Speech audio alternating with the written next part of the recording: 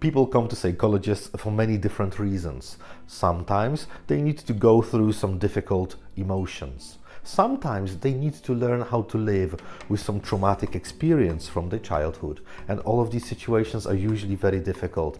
But sometimes people come to psychologists to find out how to learn more effectively and with understanding.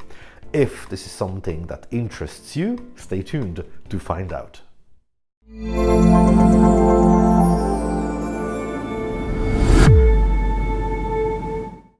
Hi, this is Sebastian Antonowicz, and on my 5-Minute Psychology channel, I talk about ways in which you can make your life easier.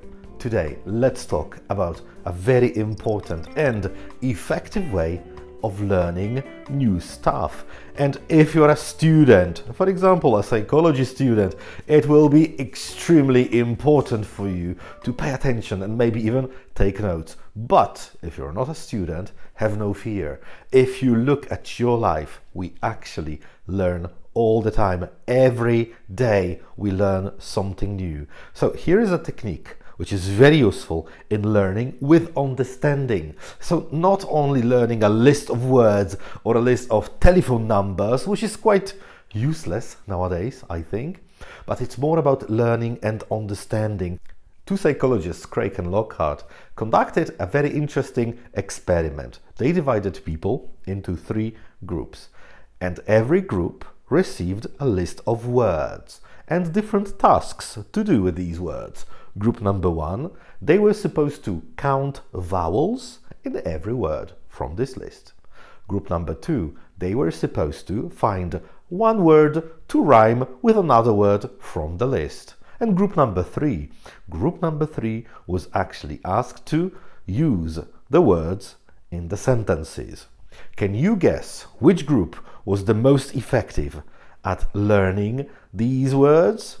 Let's think about it. The very first group, the one who was supposed to count the vowels, how much do you think they concentrated on the meaning of these words from the list? A lot? Not really. They were concentrating only on vowels, right? So probably they did not even care at all about the meaning of the words. Can you guess what the result was? In the first group, the majority of people didn't memorize any words from the list.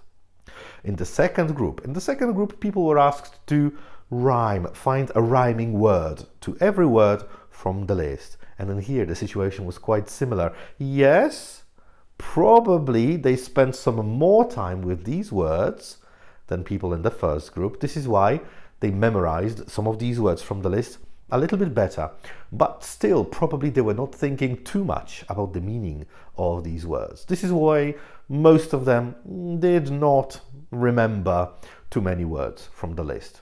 How about the third group? The group that was supposed to use these words in sentences, in a context. Can you guess how well they did? If you think they were the most successful at memorizing these words, you are right. This is exactly what happened there. Why do you think that was? Probably because they spent the most time with these words. That's the first thing. And the second thing, they had to concentrate on the actual meaning of these words, not only to concentrate on the vowels or on the sound of words. So what's in this experiment for us? Something very valuable whenever you have to learn some new material. For example, learning a foreign language, when you want to learn a list of words. Do not concentrate only on repeating these words over and over and over and learning this word in a foreign language and the equivalent in your mother tongue, because this is the least effective way of learning. Rather than that, try to use these words in context. This way, if you're able to create a couple of sentences with the new words, it will be so much easier for you to memorize them and later on to recall them when you actually need them.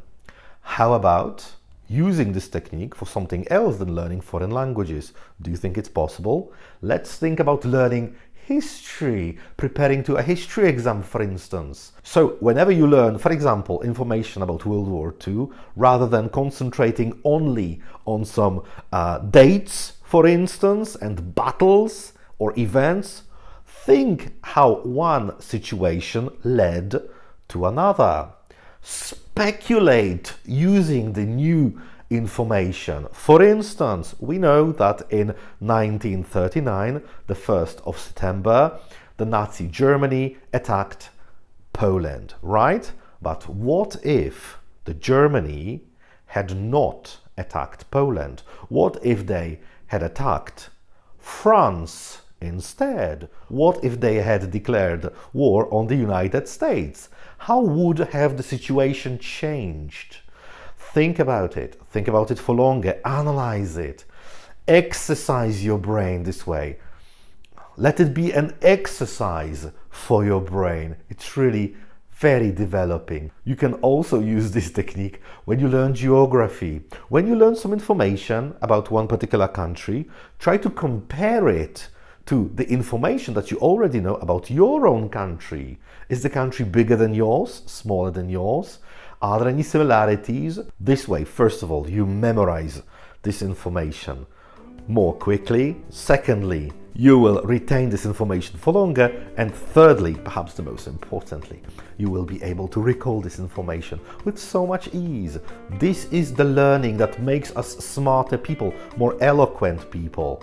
It's much more important than just learning mere facts. I hope you have practiced this already, but if you haven't, let me know in the comments if you would like to try, and I'll see you next time.